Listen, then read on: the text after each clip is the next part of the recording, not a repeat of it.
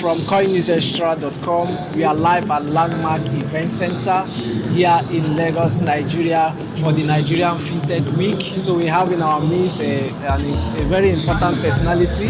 Sir, what's your name, sir?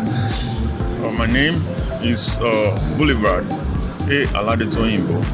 Okay. So what do you do, sir? I'm actually a blockchain securities lawyer, and the HERD, Crypto Assets Capital Formation Practice, Lex Fisher's Group. So we are a law firm, a global one, with lawyers from various countries.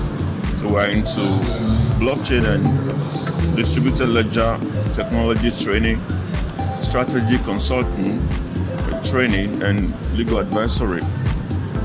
So, in few words, we are into blockchain law practice. So what can you say about the FinTech Week? Well, the Nigeria FinTech Week, it's a week-long program, and so far it has been an exciting and enjoyable one. Quality speakers, quality presentations, quality contributions. It has unearthed a lot how to move the Nigerian FinTech space forward, and I'm particularly happy that the blockchain ecosystem contribution has been not like any of the previous ones that we've seen, in that no content were actually brought to bear, all right? And it has been an exciting session regarding how to move the blockchain digital assets regulation conversation forward with the regulators in Nigeria.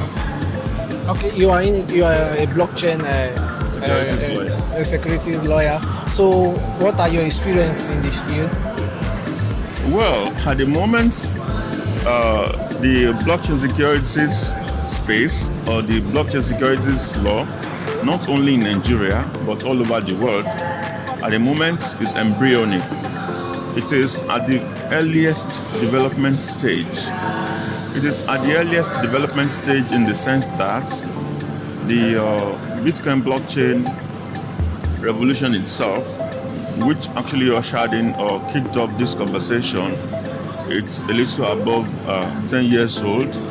And at the moment, my experience in this space specifically is, regarding the fact that I've been involved in a series of presentations to regulators. So basically, it's about training the regulators to even understand the space in the first place, because before we talk about regulation, but regulation is a two-edged sword.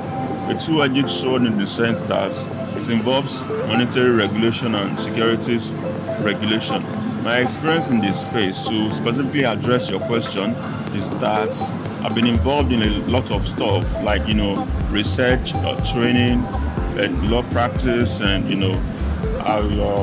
helping clients to navigate the regulatory maze in this space, general interaction with the ecosystem. We are sacrificing, we are building this space, really. And I've been involved in quite a lot of endeavors. Okay, from your observation, are Nigerian regulators ready to regulate the crypto and blockchain space? Well, I'm actually going to give you my token. I think, at the moment, I can say the Nigerian regulators. When we say Nigerian regulators here, we are talking about the Securities and Exchange Commission, which is the national securities regulator. And we're talking about the Central Banking Authority, which is the Central Bank of Nigeria. We are also talking about the FIRS, which is the Federal Inland Revenue Service, the tax authority in Nigeria. There are a lot of regulators involved. As to whether they are ready to regulate this space, it's a very broad question that requires a very broad answer. Now, we'll take the whole lot of this time for this interview, and I will not still be able to answer you the way I would. Okay. But to answer you in a nutshell, I will just tell you that, from my humble opinion, Nigerian regulators, they are ready. but they are not as ready as they should be. Yes, and why? Because there are initiatives that have been put in place, all right? And these initiatives that have been put in place, they are hardly ever funded.